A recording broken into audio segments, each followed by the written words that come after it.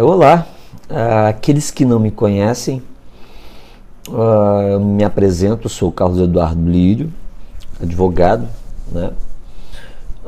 E falar sobre si é sempre, né, complicado, porque, bom, mas vou tentar explicar, ou explicar não, contar a minha história, ah, porque a minha história é uma história, né, uma história sempre marcada por lutas, muitas lutas.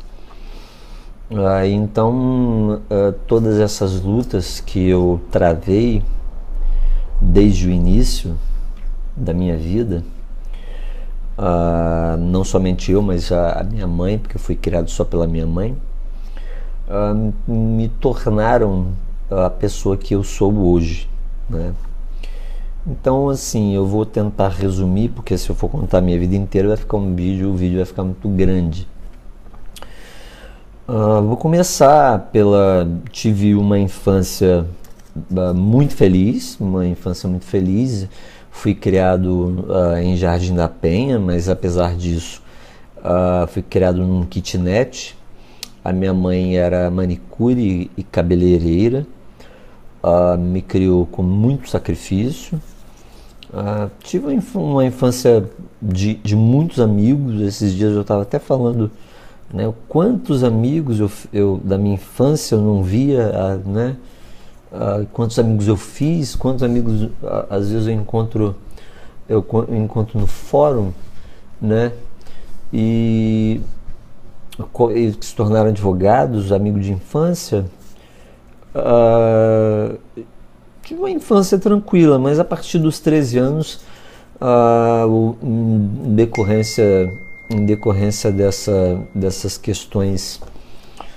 questões que a vida nos impôs eu aos 13 anos de idade, mais ou menos, que nós tivéssemos que, deixa eu mudar um pouquinho a posição dessa câmera, que eu e minha mãe tivéssemos que mudar do apartamento onde estávamos, porque não podíamos mais pagar o apartamento. Então fomos morar na casa de uma amiga da minha mãe, em Jardim Camburi. Passamos por momentos difíceis, né? E a partir dos meus 13 anos eu me lembro que eu e minha mãe fomos peregrinando de casa em casa, morando ora em casa de parentes, ora né, em casas alugadas, em lugares ruins, assim, não que sejam indignos, mas lugares, bairros pobres, até aos 14 anos, se eu bem me lembro, passei a morar em Santo Antônio, né, que é um bairro de lá de Vitória, porque agora moro em Vila Velha. Passei a minha adolescência ali em Santo Antônio, apesar de não ser um ambiente muito propício, né, nós chamamos de risco social. A minha turma sempre foi uma turma do bem, né? Eu sempre procurei me aliar a pessoas do bem. Nós então nos juntávamos para tocar violão. Eu sempre tive uma inclinação, tanto é que os quadros ao fundo aqui que vocês podem ver foram todos eu que pintei, e mais alguns que tem por aqui no meu escritório. E eu sempre tive um talento desde pequeno para desenhar e tal. Eu cheguei a estudar artes, até que um certo momento lá, quando eu ainda morava em Santo Antônio, eu resolvi, né, realizar uma espécie de sonho. Na verdade foi um sonho, né, foi uma perspectiva, porque não tinha muita perspectiva de vida. Era tudo muito difícil, eu não tinha formação nenhuma. Eu tinha, se eu não me engano, já os meus 21 anos de idade. Havia já... eu lembro que eu parei de estudar na sétima série, né? E depois da sétima tinha a oitava. Antigamente era assim, né? Tinha sétima, quinta, sexta, sétima, oitava, e aí entrava no primeiro, segundo e terceiro ano, que é o ensino médio. Eu parei de estudar, né? Razões, sei lá, resolvi parar de estudar, não sei porquê, não me lembro. Mas também retomei os estudos, e assim que retomei os estudos eu me formei através do supletivo em 6 meses. Fiz as provas, estudei sozinho, né? Sempre fui autodidata, sempre tive essa qualidade, essa capacidade, né, de absorver informação e estudar sozinho. Então eu me lembro que peguei livros com os meus amigos, que tinham alguns livros eu encontrei, arrumei, eu não me lembro onde. Aí com aqueles livros ali eu estudei, e completei o segundo na época chamado segundo grau, hoje ensino médio. Aí completei os meus estudos no ensino médio, do ensino médio, e no mesmo ano eu me lembro que eu fiz vestibular para artes, porque era o que eu naquela época achava que devia fazer. Passei também na escola técnica, eu lembro que eu fiz prova para a escola técnica, cheguei a estudar na escola técnica, mas aí eu tinha entrado na escola técnica, depois a UFES me chamou, porque eu havia passado para o segundo semestre, e fui estudar na UFES. Estudei pouco tempo, 3 meses, né? Mas eu já tinha uma bagagem artística, digamos assim, então eu já sabia desenhar, já desenhava muito bem. Quando eu me vi, eu estava ensinando os meus colegas de classe a desenhar. Foi aí que, neste momento, que eu decidi dar um passo, né? E sempre fui uma pessoa de tomar decisões, né? Tomar decisões importantes, e várias decisões importantes eu tomei ainda muito jovem.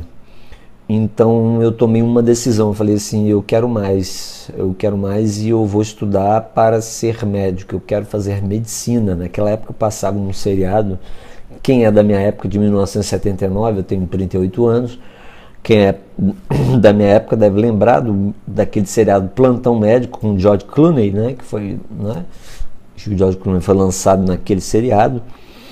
E eu sonhava com a carreira de medicina. Bom, tentei vários vestibulares, naquela época era difícil estudar sozinho. Eu lembro que eu passei a ser notívago justamente naquela época, porque eu estudava a madrugada inteira, ainda pegava o telecurso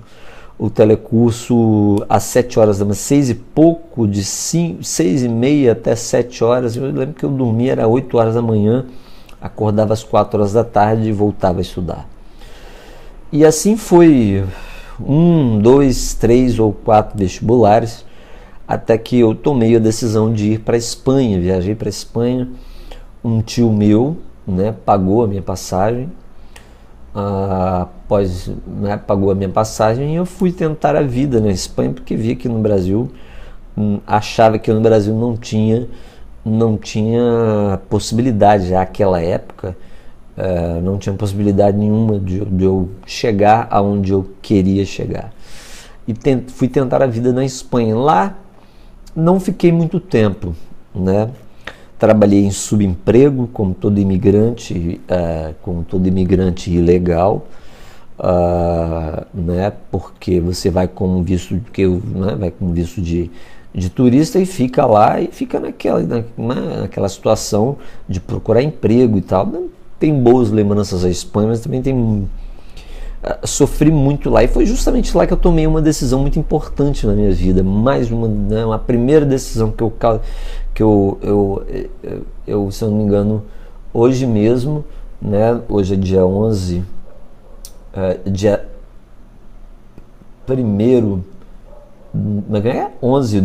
11 de janeiro de 2018, eu fiz um relato no Facebook contando, né, a partir daí a história. Mas eu morava em Madrid, lá já não tinha mais condições de trabalho, já era muito difícil arrumar trabalho. E aí eu fui para um pueblo chamado Azuqueca de Henares, e lá naquele pueblo, naquele lugar distante, 50 quilômetros de Madrid, tinha uma fábrica que eu trabalhava na empresa de limpeza, e eu era encarregado de limpar os arredores daquela, na verdade não era uma fábrica, era um depósito. E eu me lembro de eu jogando, né, era um lugar muito árido, assim, né, um frio, né, era lá, já era inverno, quer dizer, o inverno estava iniciando, não estava tão frio, mas já era um frio suficiente para, né, para eu que não sou acostumado. Então lá eu olhei ao redor sozinho ali naquela solidão, naquele ambiente árido e silencioso. Eu me vi jogando o que a gente chama de pallets, jogando num container, entulhos num container, e eu parei e pensei, eu tinha 21 anos de idade naquela época, eu parei e pensei assim comigo mesmo, não é isso que eu quero para mim. Eu não quero essa vida de imigrante, não quero. Eu vou voltar para o Brasil e eu vou estudar, eu vou insistir e eu vou voltar para o Brasil. Naquela época também não existia smartphone, a internet era muito precária, então assim, eu me lembro de haver mandado uma carta para minha mãe dizendo que eu ia voltar, que eu estava voltando.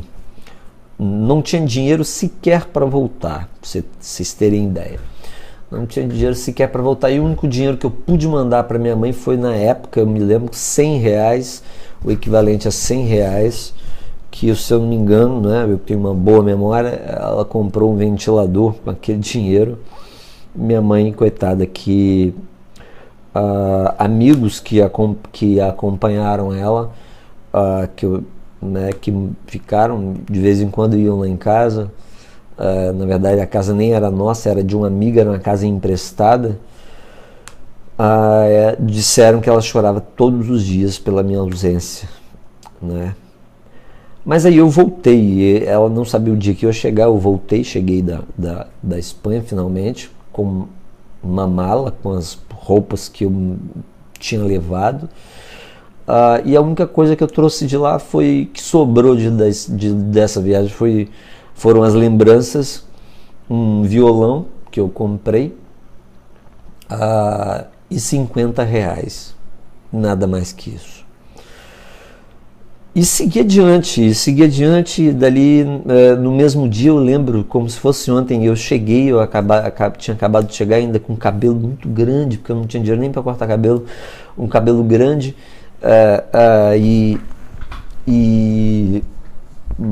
né, com a aparência, quer dizer, com aquela sensação de derrota, quer dizer, fiquei 9 meses lá, e para mim já bastaram, porque eu passei muita coisa difícil lá. E quando eu cheguei em casa, minha mãe, eu olhei, né, tinha chovido naquele dia, e tinha goteiras, inclusive, na casa. Toda vez que chovia tinha goteiras, e a casa estava tudo encaixotado assim, e minha mãe dizendo que a dona da casa tinha pedido a casa de volta e que nós teríamos que mudar novamente. E aí eu falei assim, mãe, vamos adiar pelo menos por uns 3 dias, porque eu acabei de chegar, eu estava meio atordoado assim.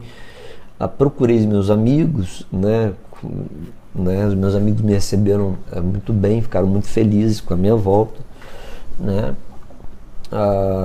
Minha mãe cortou o meu cabelo, porque minha mãe é cabeleireira. Hoje em dia ela já não exerce mais a profissão, mas minha mãe cortou meu cabelo. Eu me recompus e mudamos para o Ibis, mudamos também para a casa de pessoas conhecidas, e ali também sofremos bastante, assim. Eu e minha mãe, nós enfrentamos muitas dificuldades. As mesmas pessoas que ajudaram eram as mesmas pessoas que, de certa forma, nos subjugavam. E eu me lembro que depois de peregrinar, eu e minha mãe por vários lugares, paramos em Itapuã, numa casa de uma senhora, alugamos uma casa muito simples mesmo, era uma casa muito simples, era um segundo andar, não tínhamos nem cama, e uma televisão muito antiga que, né, na verdade mal funcionava, o fogão e geladeira. E ali e aí eu vim para Itapuã, e nós ficamos em Itapuã, moro hoje em dia em Itapuã até hoje, né? E eu me lembro de continuar tentando vestibular. Ganhei uma bolsa de estudos no Colégio Darwin, de 100%, coisa que era difícil na época, né? Fiz uma redação porque eu fazia vestibular estudando sozinho, então eu mostrei as minhas notas para a coordenadora do curso aqui em Vila Velha. Ela, impressionada com as minhas notas, né? Eu falei assim, bom, né? Estou vendo que você é né? Você, apesar de não ter feito pré-vestibular, você tira notas boas, né? E às vezes até maiores do que amigos meus que faziam cursinho pago, né? Porque naquela época só entrava na faculdade mesmo quem fazia cursinho pago, era o Darwin e o AP, que eram os dois colégios. Primeiro o Darwin era um dos mais importantes, até hoje que quer passar no vestibular. O Darwin era um cursinho muito forte, de professores muito bons. E eu, né, queria medicina, então estudei para medicina, me apliquei muito. Entre uma coisa e outra, dava aula numa outra escola de espanhol, e assistia às aulas era à noite, então eu assistia às aulas à noite, às vezes tinha aula sábado, então eu fiz todo um esforço, mas mesmo assim, às vezes por causa de 2 pontos, eu não conseguia, né, passar no vestibular, até que veio, né, o programa ProUni, que é um programa que entrou o governo Lula, né? E ele lançou o programa ProUni. Lançando o programa ProUni, tinha, na época, eu sou da primeira leva do ProUni, tinham 5 opções de bolsa de estudos em faculdades particulares, e eu escolhi como primeira medicina, lógico, que era o que eu queria, que tinha EMESCAN, que eram 7 vagas, e depois eu coloquei como segunda opção direito. Terceira opção eu acho que foi administração, a quarta não me lembro, enfermagem, não me lembro, sabe? Eu sei que por causa de novo de 2 pontos, e na EMESCAN só tinham 7 vagas, 7 bolsas, eu fiquei em 14º, né? Então em 14º realmente não dava para. Em 14ª suplência, eu não tinha esperança de que 7 pessoas fossem desistir para eu entrar no curso de medicina. Mas cursei direito e entrei no direito e me apaixonei pelo direito, e a partir de então segui e tomei a segunda decisão, que foi a segunda decisão muito importante na minha vida, assim, né, que hoje é parte do que eu sou, que foi a segunda decisão que eu tomei. Quando eu entrei na faculdade, eu decidi que eu não ia fazer anotações. Então, eu, por exemplo, não tenho, quem me acompanhou na faculdade, amigos de faculdade podem confirmar isso, eu não tenho nenhuma anotação da faculdade, eu não anotava nada, eu levava só o vademecum, quando levava, e prestava muita atenção na aula e sentava na primeira cadeira, na primeira fileira, sempre na primeira cadeira, assim. E fazia todas as minhas perguntas, as dúvidas que eu tinha, tirava com os professores. O pessoal do fundo, né, não gostava muito de mim, porque eu era muito perguntador, né, e gostava de aprofundar determinadas coisas, enfim. Mais de 50 alunos que entraram, acho que 10 devem ter passado na OAB daquela minha turma que eu entrei. Eu já tinha entrado aos 25 anos, já tinha 25 anos quando eu entrei na faculdade, E,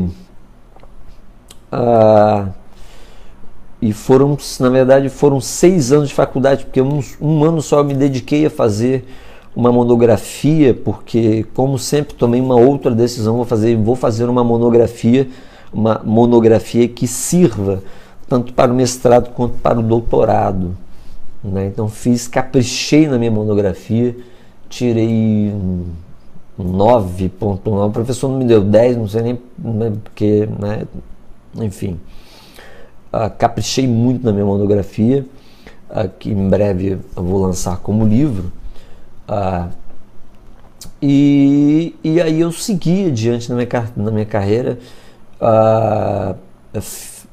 Depois que eu conquistei a minha carteira da OAB, eu comecei do zero, literalmente do zero, não tinha nada, absolutamente nada. Eu lembro que nessa época eu morava na Glória, num ambiente absolutamente, numa casa, num apartamento pequeno, né, assim, que era um sobrado, na verdade. Não fui infeliz, não vou dizer que eu fui infeliz, porque eu vivia com o que eu tinha, com o que eu podia, mas eu finalmente obtive essa carteira aqui tão importante para a advocacia, que é a carteira de advogado, que era o meu passaporte para o futuro, para o meu futuro. E eu não tinha absolutamente nada. Não tinha cliente, eu só tinha uma coisa a fazer, e foi o que eu fiz. Eu sentei no meu computador, né, eu tinha um computador que foi comprado pela uma prima minha, Alessandra. A minha mãe ajudou a pagar, mas basicamente foi ela que pagou esse computador para mim. Sentei no meu computador e comecei a criar pastas, né? Uma das primeiras pastas, eu me lembro que eu coloquei lá OAB, né, que era uma das... Eu sempre fui muito ousado nos meus projetos, e eu coloquei como projeto ser presidente, né, um dia ser presidente da Ordem dos Advogados do Brasil, seccional Espírito Santo. E fiz várias pastas. Eu tinha, de 2013, eu tinha planejamento até 2016, né? Nós já estamos em 2018, então eu já tinha planejado, e eu fui seguindo aqueles passos, aqueles planejamentos. E, bom, se cheguei a algum lugar, né, se hoje né, sai uma notícia no jornal que eu estaria cotado para a presidência da OAB, recebi com alegria, surpresa e alegria, porque construí também ao longo da minha advocacia, construí a minha vida com bases muito sólidas, morais e éticas muito sólidas. Tanto é que foi sempre um passo de cada vez, nada caiu do céu, não me enganei clientes, não explorei a dor dos clientes, o sofrimento e a dificuldade das pessoas para arrancar-lhes dinheiro. Não me tornei um advogado rico, mas me tornei um advogado, né, respeitado. E para mim, a minha reputação, a reputação que eu adquiri perante a sociedade, perante os advogados, né, tanto de advogados como de juízes, né, me valeram a pena. Quer dizer, a minha história de vida eu resumi bastante assim, porque 24 minutos já é um tempo bom. Teria muitas e muitas coisas para dizer, e eu lembro que alguém disse no Facebook, né, falando sobre quando eu estive no CNJ em favor da advocacia, em nome da OAB, defendendo a questão do processo eletrônico, né, enfrentando o então presidente do Supremo, Joaquim Barbosa, enfrentando não no sentido ruim, mas tendo que, né, fiz uma intervenção, pedi a palavra. O Lamacchia, eu me lembro que hoje é presidente o Lamacchia, interviu, né, e permitiu com que eu falasse e tal, e eu falei, né? Depois houve uma outra intervenção. O Joaquim Barbosa, não sei por que cargas d'água, ele não foi deselegante comigo, muito pelo contrário, ele sorriu, me ouviu, depois me agradeceu. E ali estava toda, na plateia, tinha advogados de todo o país, inclusive. Né? No aeroporto, eu me lembro que naquele mesmo dia, era um dia chuvoso, era uma noite chuvosa, eu voltei naquele voo de Brasília e encontrei a Madalena Baltazar, né? Que foi quem falou, inclusive no Facebook, para contar essa história. Aí eu disse para ela, é de onde eu vim e onde eu cheguei, né? E onde eu chegarei? Bom, onde eu chegarei eu não sei. Eu sei que eu sou uma pessoa de conceitos e de preceitos muito sólidos na minha vida. Então tudo que eu faço eu levo muito a sério. Então se eu estou cotado ou se tem uma chapa, né, para a presidência da OAB, saibam que ela é sólida, ela tem projetos, tem muitos projetos, que eu venho trabalhando nesses projetos, aprofundando os estudos sobre corte de gastos, implementação de projetos novos, mas sobretudo sobre uma política baseada numa política de austeridade, né? A palavra essa é austeridade. Então, e respeito aos advogados e respeito à classe e aos novos advogados, às advogadas, sobretudo as advogadas. Então, assim, essa é a minha história de vida, né? É o que eu sou, é onde como eu fui forjado, né? E então, assim, me sinto muito orgulhoso de ter tido essa trajetória. E se hoje eu me vejo nos jornais, né, volta e meia os jornalistas me ligam perguntando sobre um ou outro tema jurídico, colegas me procuram, né, e enfim, é porque eu conquistei com muito sacrifício, né, tudo com muito esforço, que eu sempre digo, nada vem sem esforço. Eu trabalho todos os dias, de domingo a domingo, eu não descanso, eu não passo um domingo inteiro descansando, como eu costumo dizer. Eu descanso, mas eu sempre tenho alguma coisa a fazer.